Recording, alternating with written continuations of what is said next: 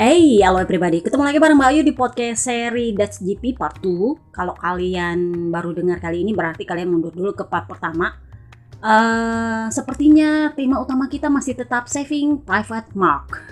Tapi kita bahas dulu soal race-nya. Kemarin kita sampai mana ya? Mark sama ini ya kemarin di Q1. Oke.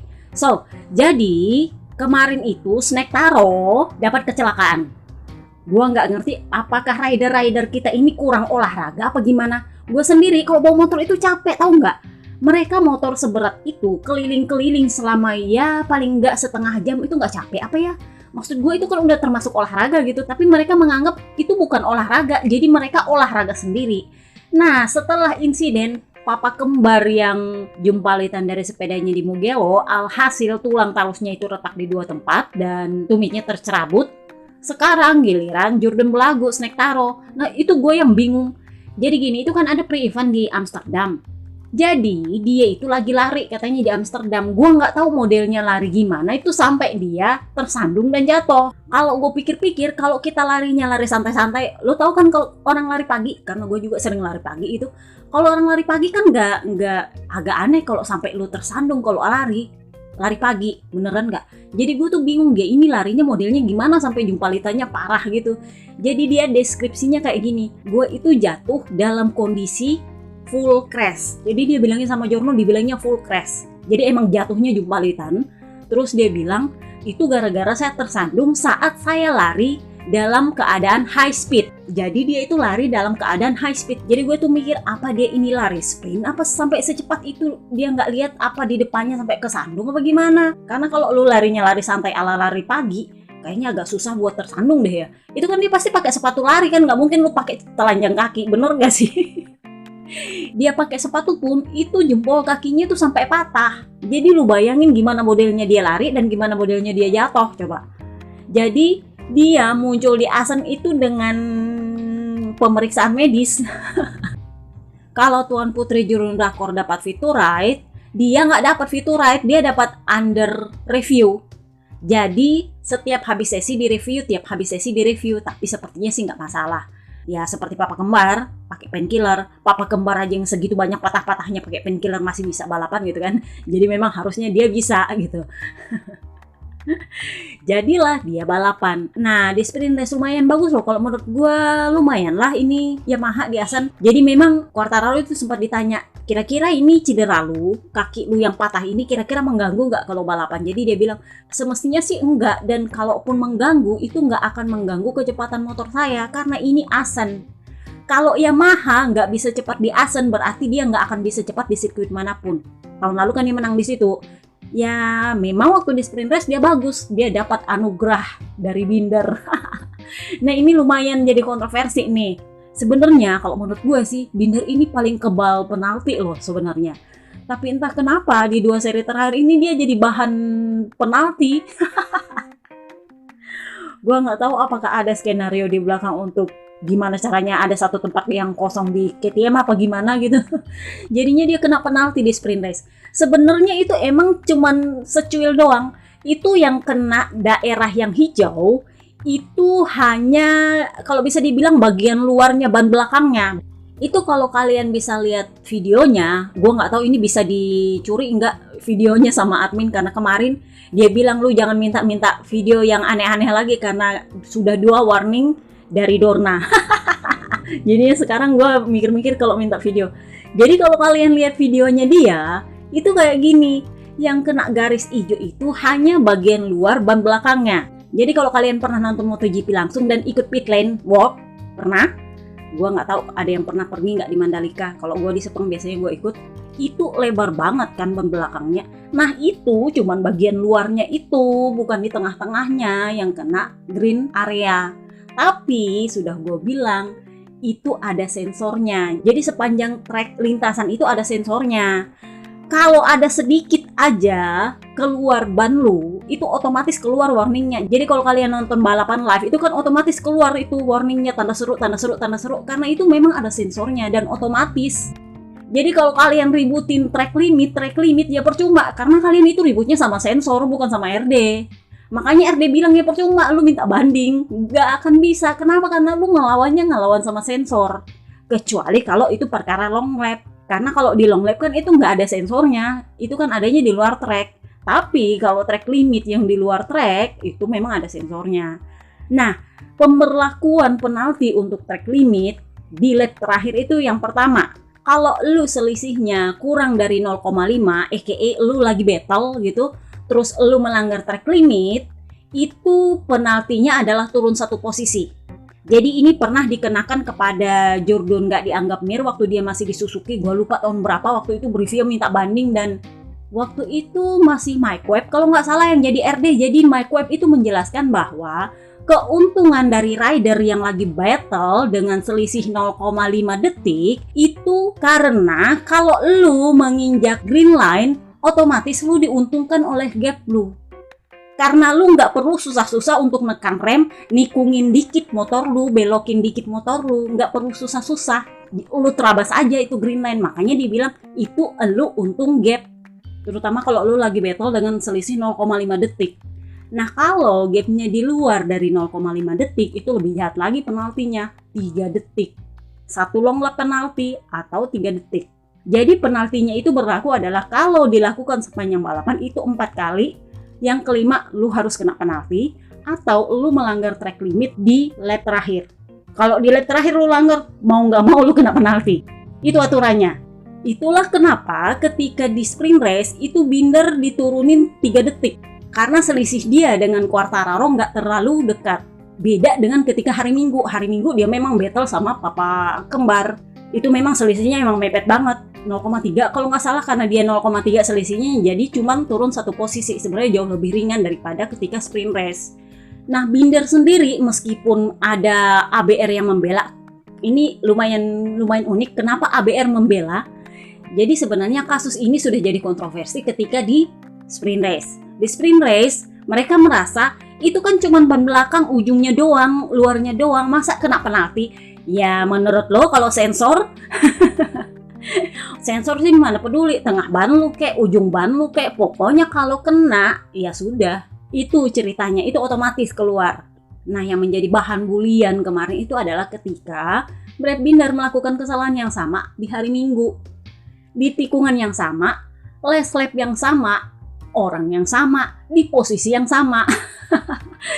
Jadi dia memang posisinya udah podium ketiga, tapi dia melakukan kesalahan yang sama, tapi kali ini emang udah clear beneran. Dia menginjak green area itu lebih gede daripada ketika dia di sprint race. Jadi mau nggak mau ya tetap lu kena penalti. Nah perbedaannya adalah Jorge Martin juga melanggar. Nah inilah kenapa ABR ikut-ikutan mendukung Binder. Why? Kalau kalian dengar podcast seri Stasendring kalau nggak salah ya, kemarin kan udah gue bilang, si Martin itu sama papa kembar itu dihina-hina sama fans Spanyol, sama ABR. Kenapa? Karena dianggap kontranya Marc Marquez, tuan putri mereka, gara-gara penalti kemarin kan yang di Portugal. Itu kan memang Martin udah bilang, itu gayanya Marc Marquez memang harus dipenalti supaya dia sadar bahwa seradak seruduk itu nggak bisa dibiarkan terus-menerus.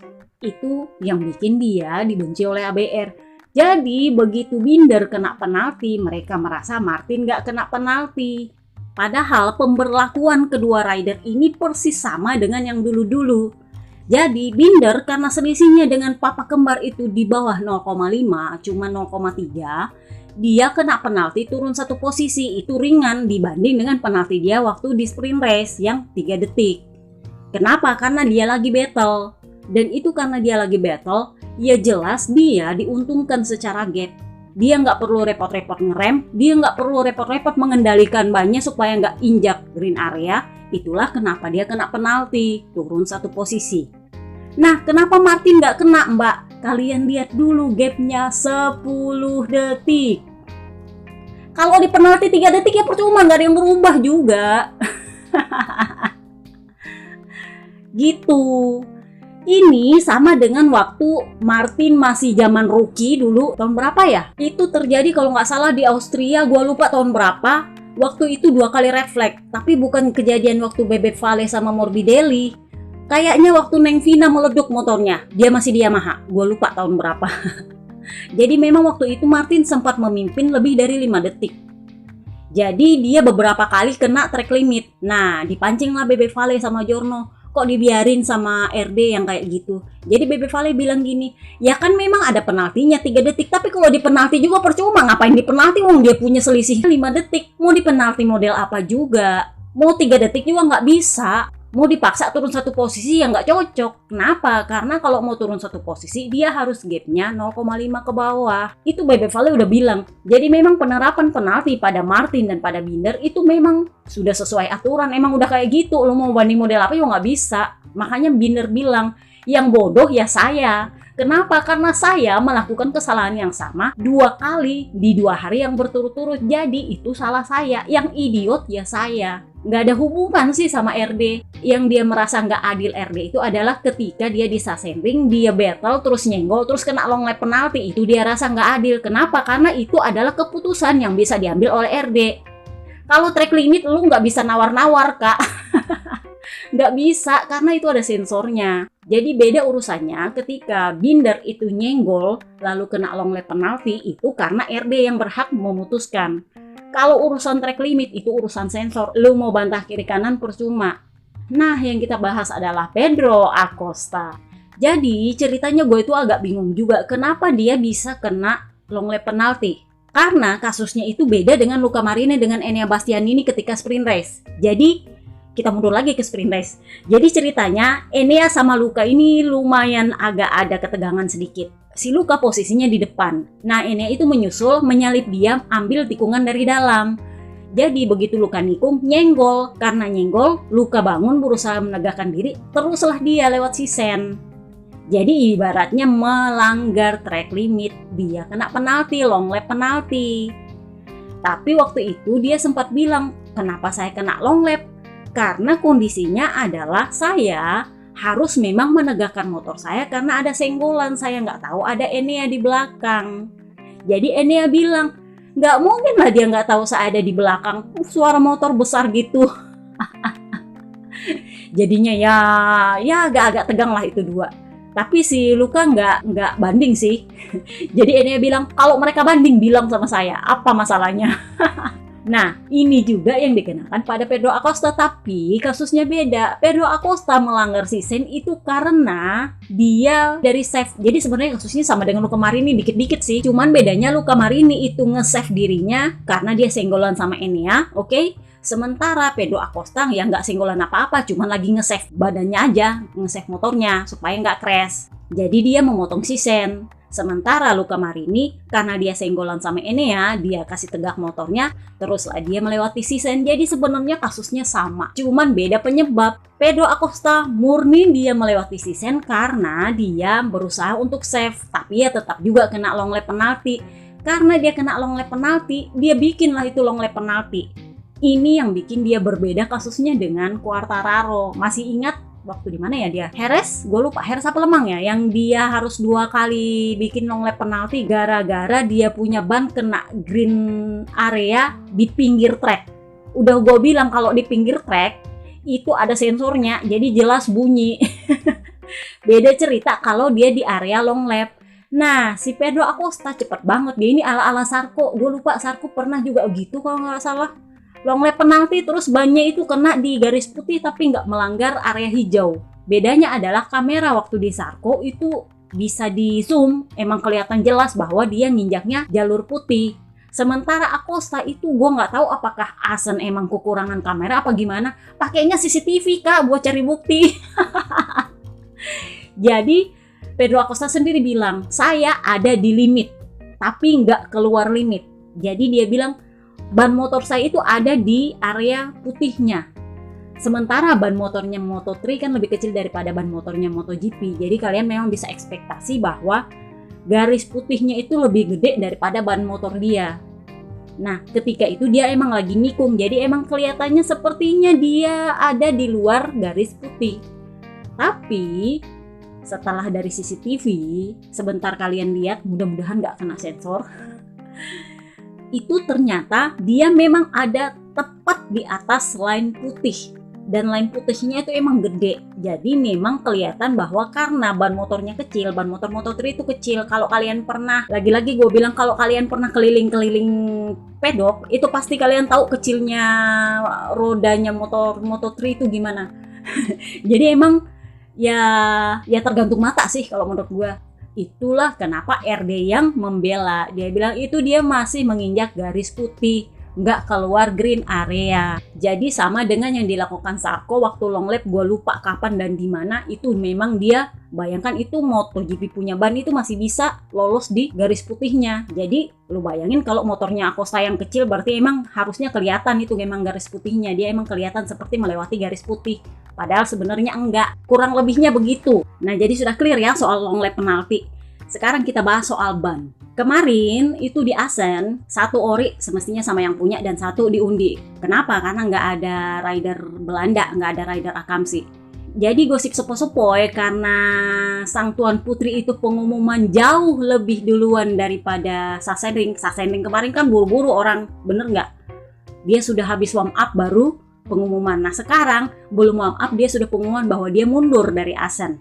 Jadi si ori bisa dipindahin duluan ke Pangeran Drakor.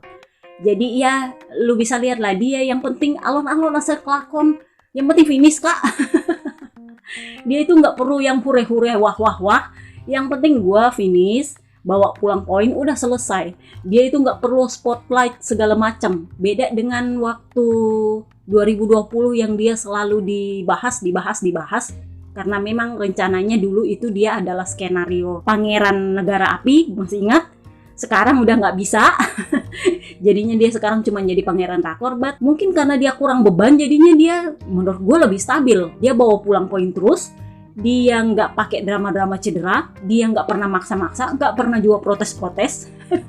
Mungkin takut seatnya diambil Ogura.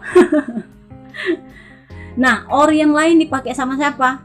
Kalian bisa tebak siapa? Bener, Papa Kembar. Papa Kembar kelihatan banget pakai ori kemarin. Lu bayangin dengan wingletnya yang patah itu dia masih bisa ngejar Binder. Coba serapat itu. Si Jurnani Canio gagal dapatnya KW1.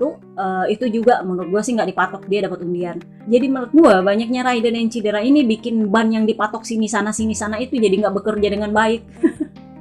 Ada yang kerjanya bagus, ada yang kerjanya enggak. Yang kerjanya enggak siapa? Quartararo.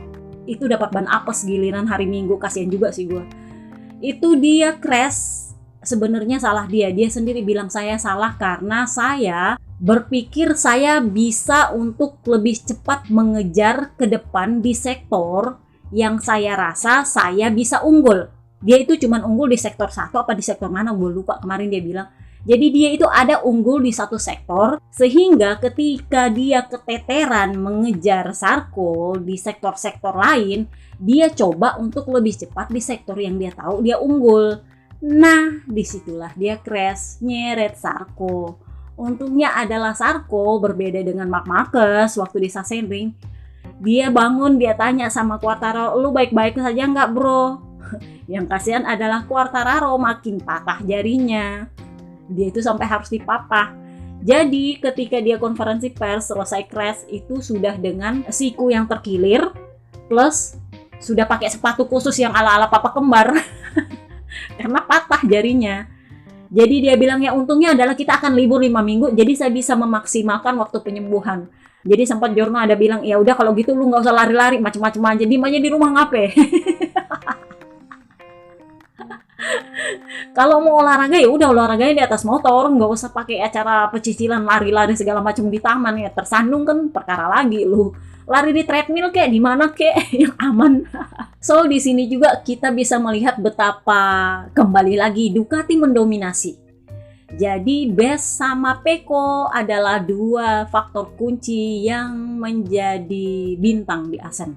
Terutama karena Assen itu fan base-nya Valentino Rossi. Jadi kalau di Mugello kalian bisa lihat itu sirkuit penuh dengan fansnya Pecco. Kalau di Assen kemarin itu hampir sebagian besar adalah fansnya Marco Best. Gua nggak tahu apakah dia ada darah Belanda juga sedikit, gua nggak tahu. Karena dia memang pernah nonton MotoGP bareng keluarganya semua gitu. Dukung Valentino Rossi. Jadi kalau menurut gua mungkin dia ada darah Belanda sedikit. Jadi kemarin itu bisa dibilang Assen itu adalah fanbase-nya Marco Best.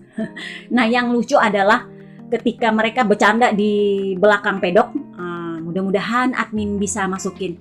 Admin gue lagi galak akhir-akhir ini. Pokoknya dia bilang jangan minta masukin video-video yang aneh-aneh. Intinya kalau kita kena teguran lagi berarti videonya di down, diganti, oke?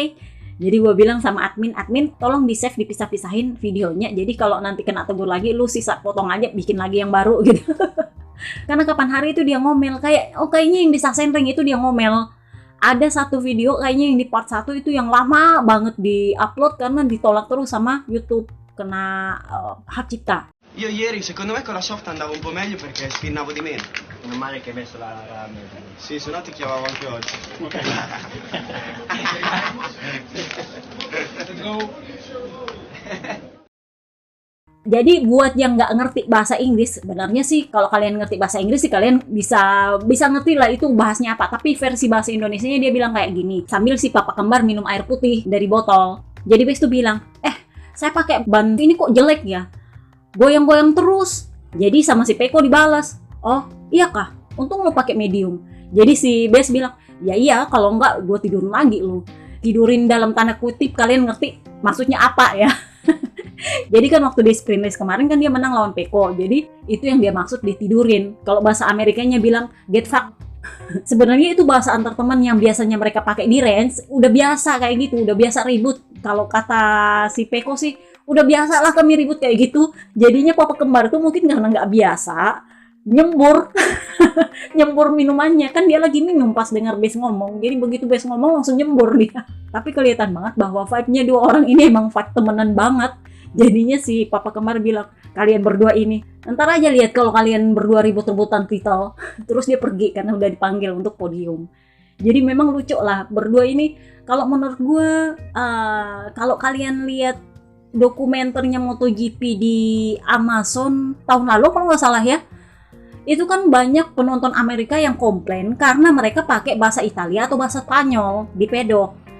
Ya kalau menurut gue sih ya memang itu bahasanya, nggak ada yang pakai bahasa, jarang banget yang pakai bahasa Inggris soalnya kalau di pedok. Bahkan JKS itu harus belajar pakai bahasa Spanyol.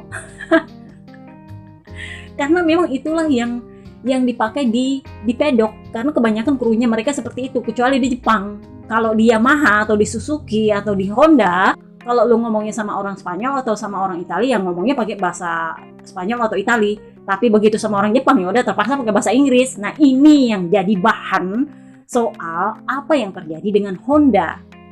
Kita udah lompat kemana ya? Nah karena kita udah terlalu lompat jauh, kita balik dulu dikit. Gue belum selesai bahas race-nya soalnya. Kita bahas dulu apa yang terjadi dengan Luca Marini. Jadi Luca Marini itu kemarin perkaranya adalah, kalau gue sih menurut gue itu karena dia memang banyak masalah kalau di Asen. Dia sendiri bilang, saya ini selalu bermasalah di Asen. Mau tahun berapa saya balapan di sini sama aja masalahnya ada aja. Jadi ya emang kita sementara cari tahu apa yang menjadi masalah dengan saya di Asen. Sementara di tempat-tempat lain itu ada yang cocok-cocokan, ada yang enggak. Kalau menurut gua postur tubuh dia itu lebih cocok kepada sirkuit dengan riding style tertentu. Kalau menurut gua sih ya. Dan dia nggak cocok di sirkuit yang kurang trek lurusnya. Contoh Sachsenring, Assen, itu dia kurang bagus. Tapi di Mugello dia lumayan, meskipun ya tetap juga keteteran. Tapi memang kondisinya adalah dia nggak bisa sebagus Bes. Gua lupa di mana gua pernah bilang privilege yang dimiliki oleh Luca Marini itu hanyalah karena dia satu mama dengan Bebek Vale. Dia nggak mewarisi darah papanya, Bebek Vale. Kan dia beda papa. Jadi memang beda darah, dan sorry tuh saya gue bilang beda bakat. Kalau mau bilang bakat sama siapa, lu bisa lihat Marco-Bes lebih berbakat dari dia. Jadi Mama Stefania sendiri udah pernah bilang, gue lupa tahun ini kayaknya wawancaranya itu Mama Stefania pernah bilang, saya sendiri nggak menyangka bahwa Luca Marini itu akan memilih menjadi pembalap. Kenapa? Karena pada dasarnya dia itu memang suka nonton balapan, tapi minatnya itu kurang ke balapan. Lu ngerti kan? Bebek Vale dari umur masih unyu-unyu itu udah di atas motor. Kenapa? Karena papanya yang taruh di situ. Sementara Luca Marini, kalian lihat masih kecil, dia cuma nonton di pedok, nonton kakaknya balapan. Jadi kalian ngerti kan? Emang beda bakat. Beda bakatnya. Marco-Bes sendiri, Ya gue juga nggak bisa bilang dia naik motor dari kecil sih. Tapi gue udah bilang bakat itu nggak bisa bohong. Jadi sorry tuh saya kalau ada yang bilang ada apa dengan muka Marini, ya kemungkinan karena ergonomis, faktor tubuhnya, atau juga memang karena ya emang beda darah. Sorry tuh saya, tapi itu yang menurut gue. Karena Mama Stefania sendiri udah bilang, saya sendiri kaget begitu Luca Marini memilih untuk menjadi pembalap seperti kakaknya. Karena memang mereka beda darah. Yang sama darahnya itu cuma dari Mama Stefania. Nah, karena kita memasuki jeda musim panas, yang memanas adalah gosip bursa rider. Jadi kalau kalian dengar gue dari sebelum Mugello, suka-suka Juni kalau kalian cari, itu udah dibahas soal Yamaha mulai menggodok perpanjangan kontraknya Morbidelli. Sebenarnya hampir pasti dia diperpanjang. Lin Jarvis udah bilang berkali-kali bahwa prioritas utamanya adalah memperpanjang Morbidelli. Tetapi ketika memasuki Assen, mulailah Meregali bermain kata-kata. Meregali bilang, kami punya banyak nama. Tetapi salah satunya adalah tetap Morbidelli. Nah, karena Acosta pengumuman tiba-tiba pengen masuk di MotoGP, secara otomatis seat ini terguncang. Kenapa? Karena kalau KTM nggak bisa mempertahankan ridernya satu ini, yang sudah pasti nggak bisa dipertahankan kecuali mereka mendepak satu orang, oke? Ya berarti kalian bisa memperebutkan Acosta. Logikanya kan, entah itu Honda, entah itu Yamaha, entah itu Ducati. Kenapa? Karena Aprilia dengan KTM hampir bisa dibilang nggak digoyang kursinya. Nah, gosip muncul dari Opa Pernat setelah race. Jadi memang sebelum akhir pekan kan sudah terdengar gosip bahwa manajemennya Marc Marquez itu mengetuk pintunya KTM untuk disediakan seat supaya Marc Marquez bisa meninggalkan Honda lebih awal, putus kontrak tahun depan pindah ke KTM. Waktu itu, kalau kalian dengar pas satu, kalian pasti tahu bahwa Acosta ini bisa menjadi bahan atau tambahan untuk bisa menjadikan mereka berdua ini satu tim tambahan bagi KTM. Dan itu yang diminta oleh KTM ke Dorna. Sayangnya, Dorna menolak. Kenapa? Karena gosip sepoi-sepoinya dia nelpon Marc Marquez. Bro, kenapa gue bilang bro? Karena yang nelpon itu anaknya Carmelo Espeleta, Carlo Espeleta. Jadi sekarang sepertinya Opa Carmelo Espeleta ini sudah mulai melimpahkan kerajaannya kepada sang anak, Carlo Espeleta. Jadinya Carlo tuh yang nelpon sama Tuan Putri, gosipnya. Nanya, lu bener gak lu mau masuk di KTM? Ya ini yang gue bingung, manajer sama rider sedikit gak ketemu apa gimana? Ridernya bilang, enggak, gue mau tetap di Honda sih. Kenapa? Karena gue menghormati kontrak gue sama Honda. Apapun kondisinya ya udahlah gue jalani aja. Cuman sekarang gue agak hati-hati jangan sampai gue crash. Karena gue udah capek crash. Kurang lebihnya sih seperti itu katanya Marc Marquez sebelum dia memutuskan mundur dari Assen. Kenapa dia mundur dari Assen? Ternyata ketika dia crash di Q1 yang dia ngintil Enea, terus dia nyalahin Enea, ujungnya juga dia minta maaf ke Enea. Itu ternyata rusuknya makin patah. Jadi kan waktu dia jatuh di Sachsenring di warm up, itu rusuknya patah dan dia nggak kena scan, nggak ketahuan. Jadi baru ketahuan di hari Selasa ketika dia melakukan pemeriksaan medis sebelum berangkat ke Assen. Nah, karena dia crash high side di Q1 gara-gara nyium pantat motornya Enea, makin parah lah itu patah rusuk. Jadinya dia memutuskan untuk mundur dari Assen. Nah, ini yang berubah suasana. Jadi si Marc Marquez bilang, saya belum bisa memutuskan masa depan saya untuk saat ini. Mari kita libur dulu, saya sembuh dulu, mood saya bagus dulu, saya bisa kembali dulu ke motor baik-baik, baru kita putuskan masa depan saya akan seperti apa. Tapi dia nggak lagi bilang bahwa dia masih 100% komit sama Honda. Jadi itu beda cerita dari ketika rapat MSMA dilakukan. Rapat MSMA akan dilakukan di hari Kamis, oke? Itu memang waktu itu Carlo Espeleta itu nelpon Tuan Putri. Tetapi bahasanya begitu dia hari Minggu mundur dari Assen itu sudah beda. Jadi dia bilang, kita lewati dulu ini jeda musim, terus saya sembuh baik-baik, lalu saya naik ke atas motor, kita lihat dulu kondisinya seperti apa, kondisi mental saya diperbaiki dulu, baru kita pikir baik-baik akan seperti apa masa depan saya. Nah, si Puig itu sendiri sudah, sorry itu saya, sepertinya ada yang terjadi di pedok ketika hari Minggu. Jadi Puig itu sudah keluar dengan posisi kata-kata yang sudah nggak lagi jadi bempernya Marc Marquez. Kalau kalian ngintil gue udah dari 2 tahun lalu, dari 3 tahun lalu, kalian pasti tahu gue bilang Puig ini adalah bemper utamanya Marc Marquez. Mau gimana modelnya, dia itu yang jadi bemper. Nah, tiba-tiba kemarin di Assen, begitu Marc Marquez mengumumkan mundur dari Assen, dia berubah kata-kata dan berubah mood. Gua nggak tahu apakah itu karena dia masih berduka dengan kepergian papanya, Tito Puig, tetapi dia bilang kayak gini, kami di Honda berusaha memenuhi apapun yang diminta oleh rider kami. Kami berusaha memberikan yang terbaik yang bisa kami berikan. Jadi bukan tanpa usaha.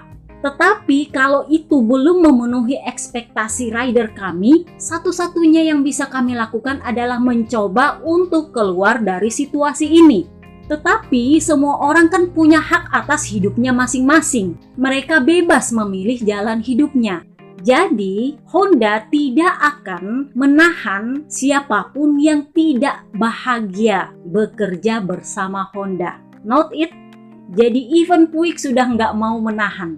Sepertinya dia tahu bahwa Marc Marquez kondisinya sudah mentalnya lagi nggak bagus, dia lagi nggak bahagia meskipun dia sudah punya pacar yang mestinya sih kalau menurut gue dia udah punya pacar kok makin kacau sih mentalnya. Jadi memang Honda itu sangat siap melepas dia. Gua nggak tahu apakah sepertinya mereka mengincar Acosta sudah siap. Gua udah bilang Acosta ini adalah incaran banyak pabrikan.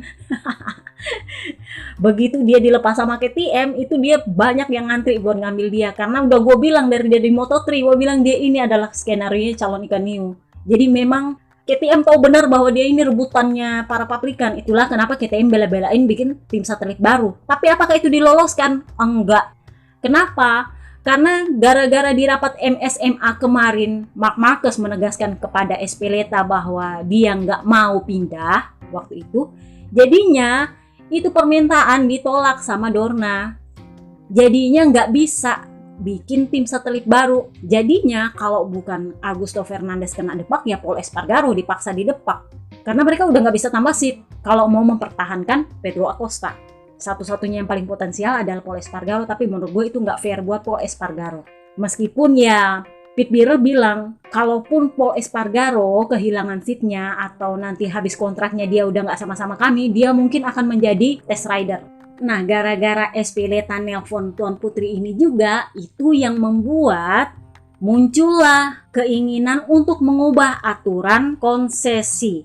Jadi aturan konsesi itu adalah kalau lu adalah pabrikan yang masih eksis, artinya bukan pabrikan konsesi, terus lu mau masuk konsesi, bisa asal lu nggak pernah podium, nggak pernah menang. Itulah kenapa ketika Pol Espargaro masih di Honda, itu dia sempat bilang, gimana kalau kita masuk konsesi lagi? Kenapa? Karena susah banget buat podium. Jadi waktu 2020 kan mereka nggak bisa podium. Jadi waktu 2020 kan mereka nggak ada yang menang sama sekali, bener? Begitu Pol Espargaro masuk, nggak menang juga. Jadi memang begitu tahun kedua Pol Espargaro bilang apa? Gimana kalau kita masuk konsesi aja? Waktu itu Honda masih memenuhi syarat untuk konsesi loh. Waktu itu. Tapi Puig terlalu tinggi harga dirinya, nggak mau masuk konsesi. Ujungnya Pol Espargaro didepak. Masih ingat? Kalau kalian ngintil gue lama, kalian pasti tahu ini cerita.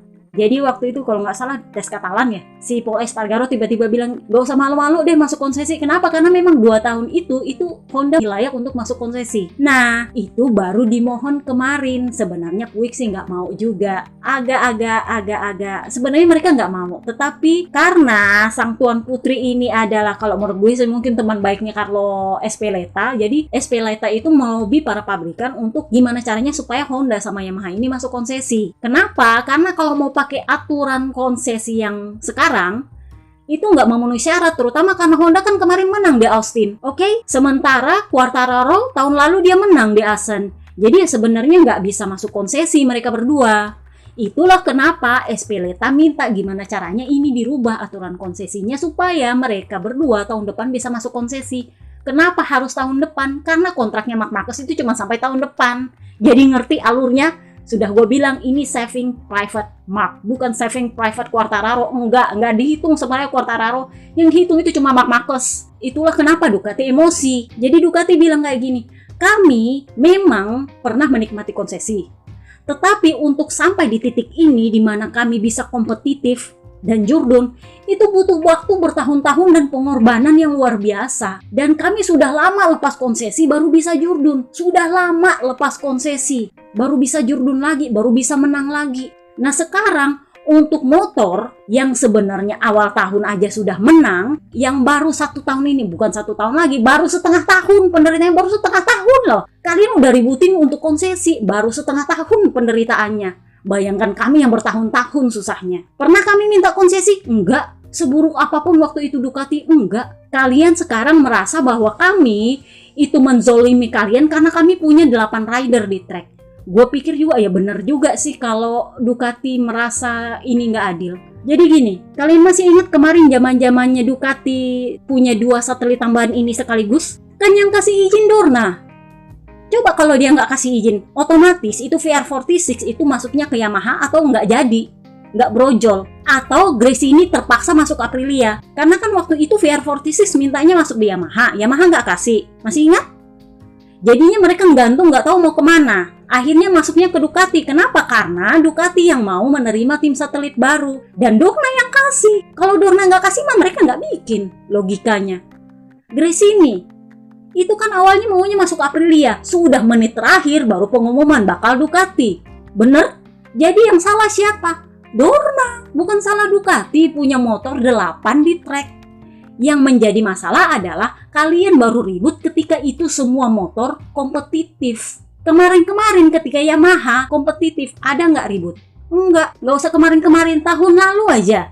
Ketika Ducati itu cuman yang kompetitif, cuman Enea, cuman Martin, cuman si Pecco, ada nggak kalian ribut soal Ducati mendominasi? Enggak. Ributnya baru tahun ini ketika Honda lagi bobrok-bobroknya dan ketika Ducati lagi bagus-bagusnya. Sampai satelit-satelitnya bagus. Baru diributin dan itu baru berjalan setengah tahun. Itulah kenapa kalau menurut gua wajar Ducati merasa lu nggak adil. Jadi Papi Perigi bilang gini, adalah wajar kalau kita membantu pabrikan lain yang sedang kesusahan karena memang ya harus berjalan seimbang. Tetapi tidak bisa terbantahkan bahwa ini adalah race, ini adalah olahraga, hanya motor terbaik yang menang. Dan kalau kami punya motor terbaik 8 di track, itu karena kami kerja keras, bukan dari hasil konsesi. Kami sudah lama lepas konsesi, baru bisa Jurdun, baru bisa bagus, baru tahun ini. Logikanya bener? Jadi kalau ABR yang nggak ada otak itu yang bilang ini nggak adil, enggak, itu adil. All is fair. Jadi gua tuh memang agak-agak aneh ketika Espeleta itu lobby sana sini gimana caranya supaya Yamaha sama Honda itu dapat konsesi. Hey, mereka tahun lalu menang, Honda tahun ini menang. What's wrong with that? Jadi sepertinya memang segala sesuatunya itu dinarasikan bahwa ini gara-gara Hondanya. Performa buruk Marc Marquez itu gara-gara Hondanya. Dan demi mendukung narasi itu sampai Opa Pernat itu bilang kayak gini. Manajernya Papa Lukas Alex Rins yang lagi operasi itu sampai sudah jalan-jalan di Assen melobi siapa? Yamaha untuk mendepak Morbidelli. Karena kan Rins cuma 1 tahun kontraknya. Itulah kenapa ketika di awal musim dia sempat curhat. Dia bilang saya agak kaget sama Puig. Kenapa? Karena saya waktu ketemu Puig itu saya mintanya posisinya adalah rider pabrikan. Tetapi waktu itu Puig bilang no, saya cuma bisa masuk di LCR, jadi tim satelit. Jadi saya pikir oke lah kalau gitu, yang penting saya dapat motor pabrikan. Ujung-ujungnya ternyata memang dia dapat motor pabrikan tapi sasisnya ya beda lah, partnya beda lah. Kalian ngerti kan dari Austin ceritanya seperti apa? Nah, yang bikin dia kaget adalah ternyata Mir yang jadi rider pabrikan dengan kontrak 2 tahun. Padahal dia tahu potensi dia itu lebih gede daripada Mir. Sorry itu saya dari kapan ya gue bilang? 2 tahun lalu ya? Gue udah bilang yang develop motor Suzuki itu adalah Papa Lukas, bukan Mir. Mir itu kalau gue bisa bilang ya ketiban hasil pengembangannya orang, dia yang bisa manfaatkan dengan baik. Sama dengan Bebe Vale. Bebe Vale mengembangkan motor Yamaha, yang menikmati hasilnya adalah mereka Quartararo ketika Jurdun waktu masih Jurdun kemarin. Ya Lorenzo gabung-gabung semua kemarin. Jadi memang kalian lihat perbedaannya ketika Bebe Vale masih mangkal di Yamaha, itu Yamaha itu rata sampai rider satelitnya bagus. Itulah kenapa kemarin tim Tech 3 itu sampai ngambek pindah ke KTM karena mereka merasa Zarco ini bagus, layak dapat motor pabrikan, tapi Yamaha nggak mau kasih. Karena menurut Yamaha bahkan pakai motor satelit pun itu mereka masih bagus, motor bekas pun masih bagus. Karena memang pengembangan motornya Bebe Vale bagus. Nah, begitu Bebe Vale pergi, yang pegang Quartararo, nah terhambur-hambur, yang bagus cuma dia doang. Nah sekarang ya seperti ini kondisinya, diminta masuk konsesi. Gue sendiri belum dapat reaksinya Papi Perilin Jarvis soal ini. Karena ini sebenarnya perkaranya adalah Honda. Yamaha itu hanya sebagai faktor pembenaran kalau menurut gue. So, manajernya Papa Lucas yang kemarin baru keluar dari rumah sakit itu mengetuk pintunya Yamaha untuk mendepak Morbidelli. Morbidelli karena tahu pintunya Yamaha diketuk dan ada negosiasi mulai berjalan, bukan mulai berjalan sih, paling nggak dia tahu udah ada ketemuan. Karena menurutnya Morbidelli itu sudah sinyal, manajernya Morbidelli ketuk pintunya Ducati. Ini yang Ducati tunggu. Sorry itu saya kalau gue bilang ini adalah hal yang Ducati tunggu. Bukan karena mereka tertarik sama Morbidelli, enggak, tapi karena kita lagi main catur. Udah gue bilang kan kemarin, satu-satunya opsi Yamaha adalah memperpanjang Morbidelli kalau mau Muni VR46 pindah ke Yamaha. Karena sama-sama pegang kartu. Yamaha udah pegang Valentino Rossi sebagai brand ambassador plus Morbidelli. Jadi kalau mereka depak Morbidelli cuman bisa Valentino Rossi sebagai brand ambassador untuk apa? Bebe Vale malah sibuk balapan. Kalau cuma numpang di iklan sih nggak masalah, Bebe Vale udah syuting iklan aja selesai kan. Cuman kalau mau soal balapan ya mau nggak mau mereka harus perpanjang Morbidelli. Tetapi begitu ada pembicaraan Yamaha sama manajernya Papa Lucas, ting tong, manfaatkanlah Ducati. Ngomong langsung sama Ciabatti yang bilang sendiri. Jadi Ciabatti itu bilang kayak gini, ya memang kita punya beberapa pembicaraan sih di pedok. Kalau untuk Alex Marquez itu sudah kita perpanjang, sudah pasti dia diperpanjang karena dia kan pernah podium. Sisa Fabio Di Giannantonio yang kita masih akan memutuskan apakah akan diperpanjang atau enggak, tapi mungkin akan ditunda sampai bulan Agustus. Tetapi Tardosi bilang, ya karena kan Papa Tardosi kan manajernya tim pabrikan, jadi itu bukan urusan dia, itu adalah urusannya Ciabatti. Jadi Papa Tardosi bilang ya itu sih keputusannya Nadia Cressini karena itu kan rider satelit, tapi biasanya kami diminta saran dan pertimbangan. Ya semacam persetujuan begitulah. Jadi Ciabatti emang bilang, yang kami bahas itu adalah kontaknya Alex Marquez, itu sudah pasti bakal perpanjang. Di Giannantonio masih menunggu sampai Agustus. Kemudian ada pembicaraan untuk rider lain masuk, yaitu Morbidelli dari Yamaha dan Tony Arbolino dari Moto2. Yang tidak diperjelas adalah apakah Zarco bakal diperpanjang atau enggak. Ada yang tanya kenapa Zarco harus didepak, dia sudah di posisi 5 klasemen, masih bagus. Kayak gini, dia itu sejak di Lemang sudah ditawarkan untuk masuk WSBK menjadi teammate-nya Alvaro Bautista. Kenapa? Karena dia dipersiapkan untuk mengganti Alvaro Bautista. Alvaro Bautista itu kontraknya cuma 1 tahun perpanjangan. Dia memang harus pensiun. Dia udah bilang, saya sebenarnya pengen pensiun, tapi ya udahlah kita coba 1 tahun lagi. Yaitu makanya dia masih perpanjangan.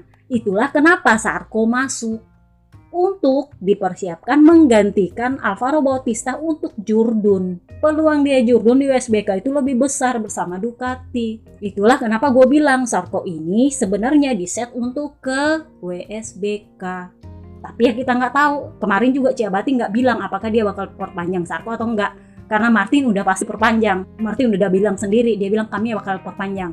Nah, Papi Peri Gigi itu sebenarnya mau taruh base di Pramac menggantikan Zarco. Makanya gue bilang Zarco ini sebenarnya memang dalam tanda kutip hampir dipastikan didepak. Kenapa? Karena memang dari awal plotnya Ducati itu bakal naikin base ke Pramac. Masalahnya Uchiyo nggak mau. Nah, dengan kemenangan base di sprint kemarin dan posisi 2-nya di balapan hari Minggu, dikabulkanlah permintaannya Uchiyo. Jadi base itu bakal diperpanjang tetap di Muni VR46 untuk 1 tahun dengan kontrak dari Ducati langsung dan motor pabrikan penuh support dari Ducati. Ciabatti bilang ya nanti kita pikirin itu bakal gimana karena memang rencananya Ducati adalah hanya ada 4 motor pabrikan di antara 8 rider. Jadi kalau 1 motor pabrikan itu turunnya ke base berarti 1 Pramac itu bakal pakai motor bekas. Nah pertanyaannya siapa? Jelas nggak mungkin Jorge Martin. Itulah kenapa gue bilang ada kemungkinan Morbidelli masuk Pramac atau ke ya Gresini, terserah, intinya adalah dua-duanya bakal pakai motor bekas, entah itu di Pramac, entah itu di Gresini. Oke? Jadi seperti itu. Nah, apa kabar sama Mir? Mir juga gosipnya bakal pindah. Tapi begitu ditanya sama Paco Sanchez, manajer dia, Paco Sanchez bilang, enggak. Dia baik-baik aja. Juga soal bahwa saya ada konflik sama Mir itu bohong. Jadi dia digosipkan ada masalah dengan Mir. Perkara pengumuman dia mundur dari Mugello. Kan waktu dia cedera Mugello kan sebenarnya dia itu fit to race, tapi dalam review. Nah waktu itu kan diputuskan untuk mundur. Yang memutuskan mundur adalah Mir kalau nggak salah. Tapi Paco Sanchez itu merasa keberatan dengan dokter medisnya MotoGP. Jadi dia merasa bahwa dokter MotoGP ini melanggar kerahasiaan antara dokter dengan pasien. Dia merasa lebih baik itu diumumkan kalau ridernya merasa itu layak diumumkan. Kalau ridernya merasa itu nggak layak diumumkan, jangan diumumkan. Kurang lebihnya begitu. Tapi kalau menurut gue nggak bisa juga. Bener? Jadi kalau ada rider yang cedera ya lu harus umumkan dia layak apa nggak layak. Bener nggak sih? Jadi dia merasa itu melanggar kerahasiaan pasien. Kalau menurut gue masalah ini kan ajang olahraga. Beda cerita kalau pemeriksaan itu dilakukan di luar sirkuit MotoGP. Bener nggak sih? Tapi ya mbah lah. Jadi Papa Lucas sendiri sepertinya nggak tahu bahwa manajernya itu ada pembicaraan dengan Yamaha karena dia lagi sibuk di rumah sakit. Waktu itu masih operasi kalau nggak salah. Waktu seri Asen dia masih operasi. Yang waktu diwawancaranya juga dia nggak mengatakan bahwa motor Honda buruk. Kalau kalian dengar berisik dibilang itu berarti anjing tetangga ya. Soalnya gue lagi liburan. Sampai di mana lagi tadi? Udah buyar gue. Nah yang menarik adalah wawancaranya Papa Lucas. Gue nggak bisa tayangkan karena ini adalah pasti kena hak cipta. Karena ini wawancara podcast. Jadi Papa Lucas tuh bilangnya kayak gini. Saya balapan 6 tahun di Suzuki yang which is adalah motor inline. Begitu saya pindah ke Honda yang adalah V4. Secara jujur saya katakan sebenarnya nggak seburuk itu sih. Kalau mau dibilang motornya ancur-ancur banget ya enggak. Traksi saya itu nggak pernah mengecewakan saya. Saya tahu dengan pasti ini motor kapan saya tutup gasnya dia akan berhenti. Cuman yang beda adalah sensasinya. Sensasinya di atas motor. Menurut dia sih seperti itu. Tapi kalau soal traksinya ada masalah atau apa, karena kan yang direbutin sama Mir sama Marc Marquez itu adalah traksi. Dia bilang nggak pernah mengecewakan saya. Crash kemarin itu masalahnya apa? Dia bilang itu saya yang salah. Kenapa? Karena ketika itu Mugello kan habis hujan. Belum terlalu kering treknya, ban saya belum panas. Jadi saya ketika di tikungan itu run out of gas. Apa sih? Gasnya udah terlanjur full dan karena licin udah nggak bisa ngerem. Jadinya dia jumpalitan. Kurang lebihnya sih seperti itu kata dia. Jadi ngerti ya? Jadi dia bilang ada patch yang mungkin masih lembab dan ban dia itu belum bagus panasnya. Jadi ketika dia full gas, dia melakukan kesalahan, dia ngerem ya nggak bisa, nggak makan remnya. Tapi nggak ada yang salah dengan itu. Nah sementara komplainnya para rider pabrikan, Mir dan Marc Marquez itu adalah ban belakang motor itu nggak sinkron sama ban depan. Ban depan itu sering ngelok, sementara ban belakang itu apa sih? Masih jalan, masih gerak. Itu yang bilang siapa sih? Mir. Jadi ban itu yang depan suka ngelok. Suka front end, sementara yang belakang itu suka udah direm masih jalan. Mereka nggak pernah tahu gimana caranya mengendarai ini motor, tapi Rins sendiri sih nggak masalah.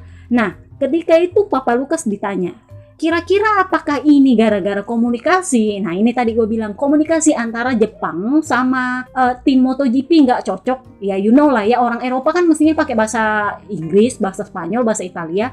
Sementara orang Jepang itu agak kurang bahasa Inggrisnya. Jadi ditanya sama Rins bilang saya loh di Suzuki. Setahu saya Ken Kawauchi itu nggak pernah bermasalah dengan bahasa Inggris. Cuman saya sendiri nggak tahu gimana cara kerjanya Honda kalau antara tim MotoGP dengan petinggi di Jepang. Tetapi saya merasa Honda cukup yakin dengan pengembangan mereka. Itu terbukti dengan banyaknya sasis yang kami miliki tahun ini. 4 motor Honda itu 4 bisa dibilang beda-beda sasisnya. Jadi kalian ngerti Kalex itu ada 2 sasis sebenarnya, 2 versi sasis. Kalex itu nggak cuma satu versi itu adalah yang turun di pertama kali tes Jerez. Yang kemarin dipakai di Mugello apa di Sachsenring itu beda sasis lagi. Sama dengan yang di Assen, ada lagi katanya sasis baru. Jadi memang Papa Lucas bilang, kalau kalian bilang Honda nggak kerja, lihat itu sasis sebanyak itu. Pangeran Rakor lain sasisnya, Papa Lucas lain sasisnya, Mir itu lain sasisnya, Jurun Rakor juga lain sasisnya. Jadi sebenarnya mereka sudah ada 4-5 sasis sebenarnya. Jadi memang Papa Lucas bilang, kalau mau dibilang Honda gak ada usaha. Mereka cukup yakin bahwa mereka mau mengembangkan motor itu sesuai dengan maunya Marc Marquez dan para rider yang lain. Cuman masalahnya adalah itu nggak cocok. Nah, Honda sekarang filosofinya adalah mau bikin motor yang ala Ducati. Tahu ala Ducati? Semua motor kompetitif. Jadi nggak cuma ke satu rider. Itu makanya Papi Perigigi bilang, kesalahannya pabrikan Jepang saat ini adalah mereka hanya mendengarkan satu rider. Yamaha sama Fabio Quartararo, Honda sama Marc Marquez. Jadi begitu dua orang ini nggak bisa bagus pengembangannya, ya udah yang lain amburadul semua. Kenapa? Karena mereka cuma dengar ini dua orang. Nah, sementara filosofinya Honda, ketika Takeo Yokoyama memutuskan mengganti total kondisinya motor, itu adalah mereka mau bikin motor yang ala Ducati, di mana semua rider kompetitif. Tapi diganti dia sama Marc Marquez, terdepaklah dia. Masuklah Ken Kawauchi yang, ya kalau menurut gue sih mungkin juga masih bingung gimana cara kerjanya Marc Marquez. Tapi jelas memang kemauannya Honda Jepang itu adalah punya motor yang ala Ducati, di mana semua rider itu bisa bermain untuk podium, paling enggak di front row 5 besar. Itulah kenapa mereka itu bikin sasis beda-beda dan para rider itu pakainya sasisnya beda-beda juga.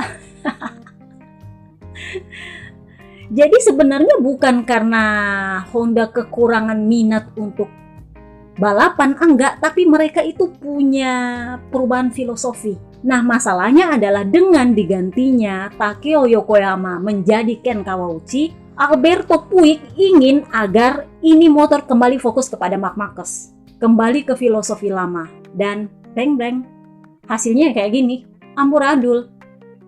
Kenapa? Karena udah kadung diganti sama Takeo Yokoyama, Ken Kawauchi udah kehilangan arah, ini aslinya seperti apa ini barang.